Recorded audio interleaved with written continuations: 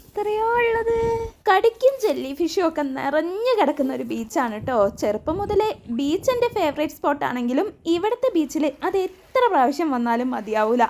ഓരോ പ്രാവശ്യം വരുമ്പോഴും ഓരോ വെറൈറ്റീസ് ആയിരിക്കും. പിന്നെ ഈ പ്രാവശ്യം ബീച്ച് പോകുന്ന വഴിക്ക് നമ്മളൊന്ന് മരുഭൂമിയിൽ ഇറങ്ങിയിട്ടുണ്ടായിരുന്നു. ഇവിടെ വന്നിട്ട് ഇത്രയും കാലമായിട്ട് മരുഭൂമിയിലൊന്നും പോയിട്ടില്ല എന്ന് പറഞ്ഞപ്പോൾ ആ പരാതി തീർക്കാൻ വേണ്ടിയിട്ട് അഖിലേട്ടൻ ഇറക്കി വിട്ടതാട്ടോ. പിന്നെ ഇപ്പം നല്ല ക്ലൈമറ്റ് ആയതുകൊണ്ട്, അതായത് വലിയ ചൂടും വെയിലും ഒന്നുമില്ല, നല്ല തണുപ്പും കാറ്റും ആയിരുന്നു. അതുകൊണ്ട് കുറേ സമയം അവിടെ ഓടിച്ചാടി കളിച്ച് കുറേ ഫോട്ടോസൊക്കെ എടുത്ത് അവിക്കുട്ടനാണ് കേട്ടോ ഏറ്റവും കൂടുതൽ എൻജോയ് ചെയ്തിട്ടുള്ളത്. അവൻ ഫുൾ ഓട്ടം തന്നെയായിരുന്നു. പിന്നെ ഇവിടുത്തെ ബീച്ചൊക്കെ എപ്പോഴും നല്ല നീറ്റ് ആൻഡ് ക്ലീൻ ആയിരിക്കും. പക്ഷേ ഈ പ്രാവശ്യം ഞാൻ വന്നപ്പോൾ ശരിക്കും ഞെട്ടിപ്പോയിട്ടോ. ഇതാരാ ഇത്രയും സർജിക്കൽ ഗ്ലൗസ് ഇവിടെ ഡംപ് ചെയ്തതെന്നാണ് ആദ്യം വിചാരിച്ചത്. പിന്നെയാണ് മനസ്സിലായത് അത് നമ്മളുടെ ജെല്ലി ഫിഷ് ആണെന്ന്. കാണാൻ ശരിക്കും സർജിക്കൽ ഗ്ലൗസ് പോലെ തന്നെ ഉണ്ട് അല്ലേ. ഈ ഒരു ഏരിയയിൽ ഫുള്ളായിട്ട് ഇതുപോലെ ജെല്ലി ഫിഷ് വന്ന് അടിയുന്ന സ്ഥലമാണ് കേട്ടോ. അതുകൊണ്ട് തന്നെ ഇവിടെ നമുക്ക് ഇറങ്ങാനുള്ള പെർമിഷൻ ഇല്ല. കാരണം ഈ ജെല്ലി ഫിഷ് നമ്മളുടെ സ്കിന്നിലൊക്കെ തട്ടിക്കഴിഞ്ഞാൽ ചിലപ്പോൾ അലർജി കാര്യങ്ങളൊക്കെ വരാനുള്ള ചാൻസ് ഉണ്ട്. അതുകൊണ്ട് ഇവിടെ നമുക്ക് ഇറങ്ങാൻ പറ്റൂല. ഇറങ്ങാൻ പറ്റുന്ന ബീച്ച് കുറച്ചപ്പുറത്തേക്കാണ് കേട്ടോ.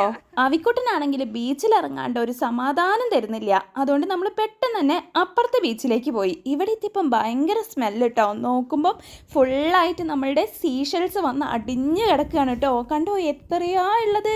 അതിൽ പല ടൈപ്പ് ഷെൽസ് ഉണ്ട്. പിന്നെ നമ്മളുടെ കുഞ്ഞു കടുക്കിയൊക്കെ ഉണ്ട് കേട്ടോ. അങ്ങനെ ഇതൊക്കെ പാടിങ്ങനെ ചത്ത് കിടക്കുന്നതുകൊണ്ടായിരിക്കും വല്ലാത്തൊരു സ്മെല്ല് വന്നിട്ടുള്ളത്. പിന്നെ ഈ കുഞ്ഞു കുഞ്ഞു ഷെൽസൊക്കെ നമുക്ക് എന്തെങ്കിലും DIYയോ അങ്ങനത്തെ എന്തെങ്കിലുമൊക്കെ ഡെക്കോറോ ഒക്കെ ചെയ്യാൻ വേണ്ടിയിട്ടൊക്കെ എടുക്കാൻ പറ്റും കേട്ടോ. അപ്പം ഞാൻ കുറച്ചെണ്ണം അങ്ങനത്തെ പെറുക്കി എടുത്തിട്ടുണ്ട്.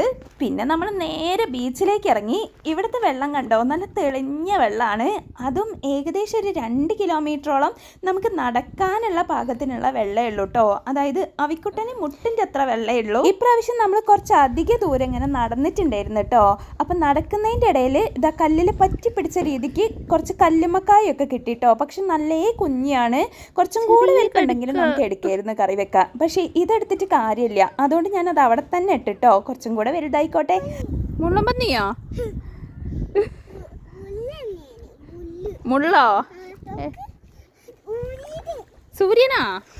പിന്നെ ഇവിടുത്തെ സൺസെറ്റ് ഒരു രക്ഷയില്ല കേട്ടോ. നമ്മുടെ നാട്ടിലെ കടലിലല്ലേ സൂര്യൻ അസ്തമിക്കുക. ഇവിടെ നേരെ ഓപ്പോസിറ്റ് മരുഭൂമിയിലാണ് സൂര്യൻ അസ്തമിക്കുന്നത്. അത് കാണാനൊരു പ്രത്യേക ഭംഗിയാണ് കേട്ടോ. പക്ഷെ എന്തൊക്കെ പറഞ്ഞാലും നമ്മുടെ കോഴിക്കോട് ബീച്ചിൽ കിട്ടുന്ന ഐസൊരതിയും ഉപ്പിലിട്ടതും എണ്ണക്കടിയൊക്കെ കിട്ടാത്തതിൻ്റെ നല്ല സങ്കടം എനിക്കുണ്ട് കേട്ടോ. പക്ഷെ ആ സങ്കടം മാറ്റാൻ വേണ്ടിയിട്ട് ഇവിടെ ഒരു സാധനം കിട്ടൂല. അതുകൊണ്ട് നമ്മൾ കുറച്ച് കൊട്ടാരമൊക്കെ ഉണ്ടാക്കി അങ്ങ് കളിച്ചു.